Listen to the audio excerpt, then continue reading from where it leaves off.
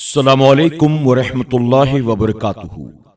میرے پیارے آقا علیہ الصلوۃ والتسلیم کے پیارے دیوان خاتون جنت حضرت فاطمۃ الزہرا رضی اللہ تعالی عنہا کی کنیزوں، کل کے درس میں ہم نے سیدنا نوح علیہ السلام کے تعلق سے سماعت کیا کہ کس طرح سے آپ نے 950 سال تک تبلیغ دین فرمایا۔ آپ اپنی قوم کو اللہ کی طرف بلاتے، انہیں دنیا اور آخرت کی یاد دلاتے، انہیں عذاب سے ڈراتے، لیکن قوم آپ کی بات ماننے کو تیار نہیں تھی۔ مختصر لوگوں کے علاوہ زیادہ تر لوگ ایسے تھے جنہوں نے آپ کا کلمہ نہ پڑھا اور نہ آپ کی دعوت کو قبول کیا، بلکہ وہ طرح طرح کے اعتراضات آپ پر قائم کرتے تھے۔ نوح علیہ السلام نے ان کے اعتراضات کے کیا جواب دیے، آئیے آج کے درس میں سماعت کرتے ہیں۔ حضرت نوح علیہ السلام کا جواب: کیا تم تعجب کرتے ہو اس پر کہ کوئی تمہارے پاس نصیحت تمہارے رب کی طرف سے ایک آدمی کے ذریعے جو تم میں سے ہے، تاکہ وہ ڈرائے تمہیں اللہ کے غضب سے، تاکہ تم پرہیزگار بن جاؤ، تاکہ تم پر رحم کیا جائے؟ یعنی آپ نے ان کے شبہ کا ازالہ فرمایا۔ وہ یہ نہیں سمجھ سکتے تھے کہ کوئی انسان بھی نبوت و رسالت کے مرتبے پر فائز ہو سکتا ہے اور ذات ربانی سے براہ راست فیض حاصل کر کے لوگوں تک پہنچا سکتا ہے۔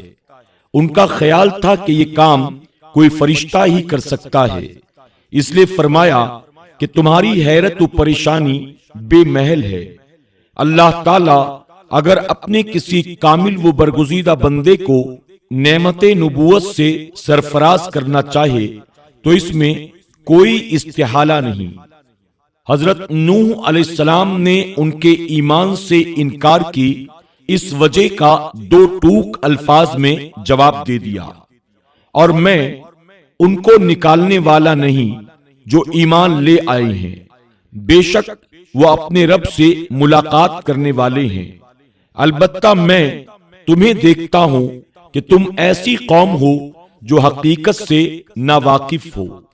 یعنی انہوں نے نوح علیہ السلام سے کہا کہ ہر وقت آپ کے ارد گرد خستہ حال لوگ حلقہ باندھے بیٹھے رہتے ہیں، ہمارا تو جی نہیں چاہتا کہ ایسی جگہ جائیں جہاں اس قسم کے گندے گلیز اور کمینے لوگوں کا جمگھٹا ہو۔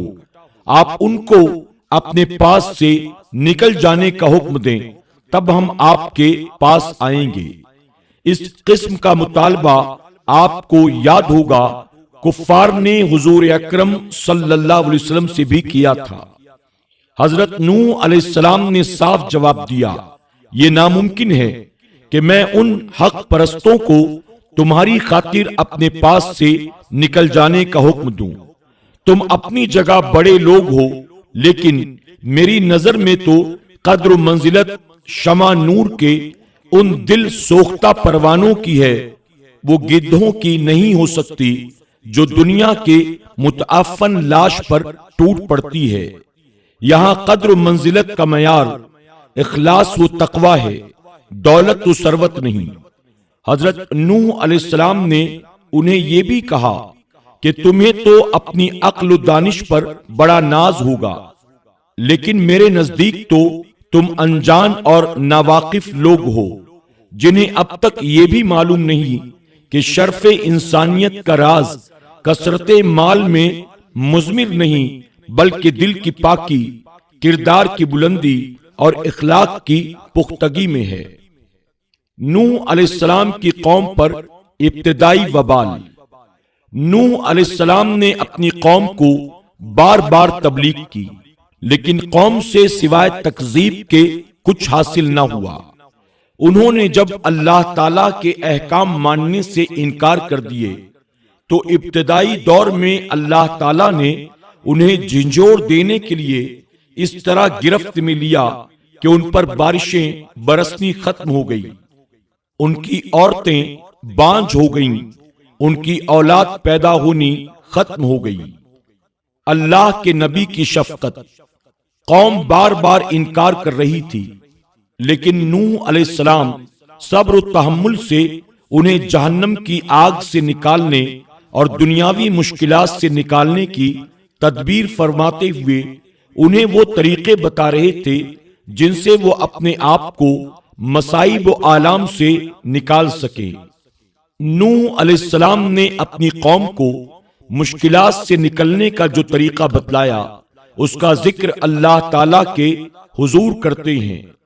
تو میں نے کہا میرے رب سے معافی مانگو، وہ بڑا معاف کرنے والا ہے، تم پر سراٹے کا یعنی مسلح دھار مینا بھیجے گا اور مال اور بیٹوں سے تمہاری مدد فرمائے گا اور تمہارے لیے باغ بنا دے گا اور تمہارے لیے نہریں بہائے گا۔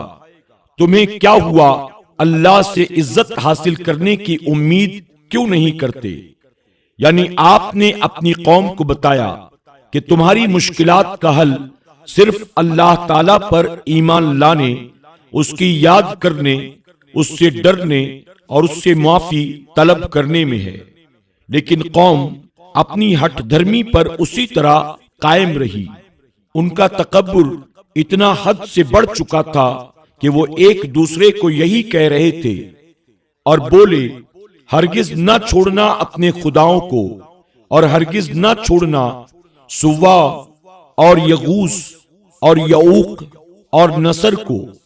یہ سب ان کے بتوں کے نام تھے۔ بے شک انہوں نے بہت سے لوگوں کو بہکایا۔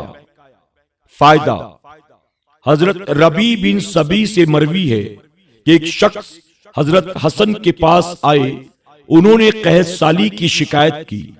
آپ نے فرمایا، اللہ کی بارگاہ میں استغفار کرو۔ ایک اور شخص نے آپ سے اپنی غربت کا ذکر کیا، آپ نے اس سے بھی فرمایا کہ تم اپنے رب سے استغفار کرو۔ ایک اور شخص نے عرض کیا، آپ اپنے رب سے میرے لیے دعا کریں، مجھے اللہ تعالی بیٹا عطا فرمائے۔ آپ نے کہا، اللہ سے استغفار کرو۔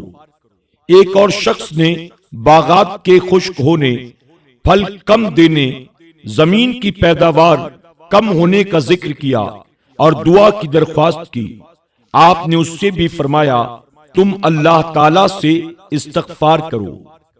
حاضرین نے عرض کیا کہ شکایت لوگوں کی مختلف تھی، لیکن آپ نے سب کو ایک ہی عمل بتلایا۔ تو آپ نے جواب دیا کہ حضرت نوح علیہ السلام نے اپنی قوم کو سب مشکلات کے حل کے لیے استغفار ہی کا حکم دیا تھا، یعنی یہ عمل قرآن مقدس سے ثابت ہے۔ قوم نے نوح علیہ السلام کو کیا القاب دیے؟ نوح علیہ السلام اللہ تعالیٰ کے وہ نبی جنہوں نے دن رات قوم کو دنیاوی اور اخروی عذاب سے بچانے کے لیے، انہیں راہ راست پر لانے کے لیے ایک کر رکھے تھے، لیکن قوم نے آپ کو گمراہ، جھوٹا، دیوانہ اس طرح کے القاب دے رکھے تھے۔ سردار بولے، ہم تمہیں کھلی گمراہی میں دیکھتے ہیں۔ حضرت نوح علیہ السلام نے قوم کو جواب دیتے ہوئے فرمایا، اے میری قوم، مجھ میں گمراہی کچھ نہیں ہے، میں تو رب تعالیٰ کا رسول ہوں، تمہیں اپنے رب کے پیغامات پہنچاتا ہوں اور تمہارا بھلا چاہتا ہوں، اور میں اللہ کی طرف سے وہ علم رکھتا ہوں جو تم نہیں رکھتے، بلکہ ہم تمہیں جھوٹا خیال کرتے ہیں، یعنی تم اور تمہارے ساتھ ایمان لانے والے سب جھوٹے ہوں، کیونکہ تم سب ایک ہی دعویٰ رکھتے ہو، یا یہ کہ تم اپنے دعوے نبوت میں جھوٹے ہو اور وہ تمہاری تصدیق کرنے میں جھوٹے ہیں۔ وہ تو نہیں مگر ایک دیوانہ مرد، تو کچھ زمانے تک اس کا انتظار کیے رہو، یعنی انتظار کرو، ہو سکتا ہے کہ اپنی دیوانگی سے کچھ افاقہ ہو جائے اور اپنا دعوے نبوت چھوڑ دے، یا اس پر موت آ جائے تو ہماری جان ہی اس سے چھوٹ جائے۔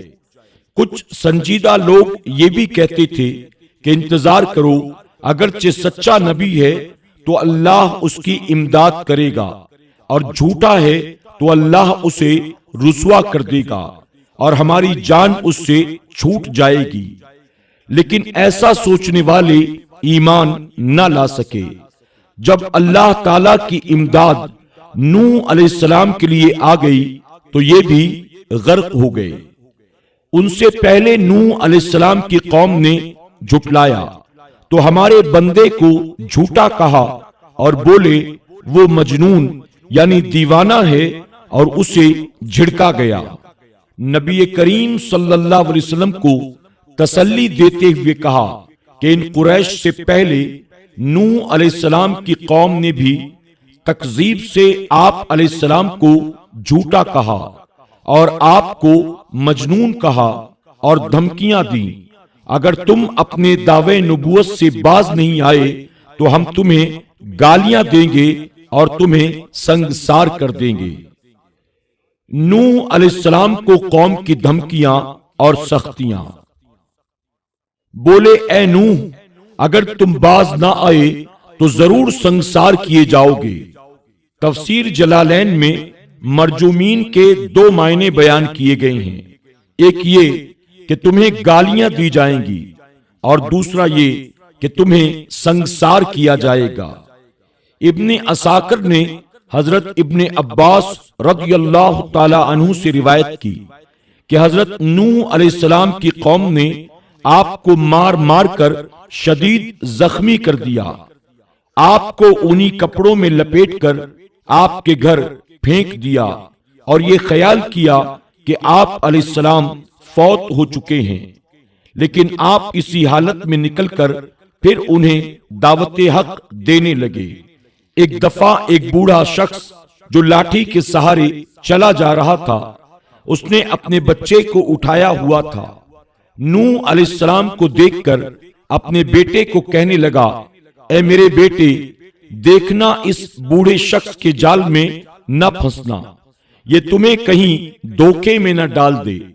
باپ کی یہ بات سن کر بیٹے نے کہا، اے میرے ابا، مجھے نیچے اتار دو، اپنا ڈنڈا مجھے دے دو۔ باپ نے بیٹے کو اتار کر ڈنڈا اس کے ہاتھ میں تھما دیا۔ اس چھوٹے سے لڑکے نے نوح علیہ السلام کے قریب آ کر آپ کو ڈنڈا دے مارا، جو آپ کے سر پر لگا۔ آپ زخمی ہو گئے اور آپ کے سر مبارک سے خون جاری ہو گیا۔ یہ ماجرا دیکھ کر نوح علیہ السلام نے رب کے حضور التجا کی، اے اللہ، تیرے بندے جو میرے ساتھ سلوک کر رہے ہیں تو اسے دیکھ رہا ہے۔ اے اللہ، اگر تو اپنے بندوں کو زندہ رکھنا ہی چاہتا ہے تو انہیں ہدایت دے، یا اپنا کوئی فیصلہ کرنے تک مجھے صبر دے، تو بہتر فیصلہ فرمانے والا ہے۔ رب تعالی نے فرمایا، مفہوم۔ اور نوح کو وحی ہوئی کہ تمہاری قوم سے مسلمان نہ ہوں گے مگر جتنے ایمان لا چکے ہیں، تو غم نہ کھا اس پر جو وہ کرتے ہیں۔ حضرت نوح علیہ السلام کی دعا۔ نوح علیہ السلام نے عرض کی، اے میرے رب، میری امداد فرما اس پر کہ انہوں نے میری تکذیب کی۔ اس دعا میں بھی اشارہ ملتا ہے آپ نے اپنی قوم کو تباہ و برباد کرنے کی درخواست رب کے حضور پیش کر دی۔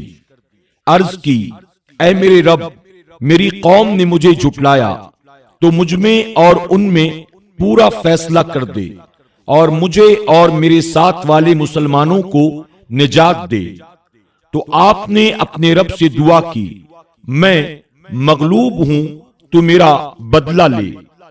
اور نوح علیہ السلام نے عرض کی، اے میرے رب، زمین پر کافروں میں سے کوئی بسنے والا نہ چھوڑ، بے شک اگر تو انہیں رہنے دے گا تو تیرے بندوں کو گمراہ کر دیں گے، اور ان کی اولاد بھی ہوگی تو وہ نہ ہوگی مگر بدکار، بڑی ناشکری۔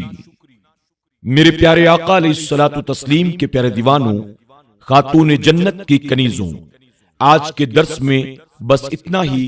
انشاءاللہ کل کے درس میں ہم سماعت کریں گے کہ کس طرح سے اللہ رب العزت نے اپنے نبی نوح علیہ السلام کی دعا کو قبول کیا اور آپ کی قوم پر اللہ نے کس صورت میں عذاب نازل کیا۔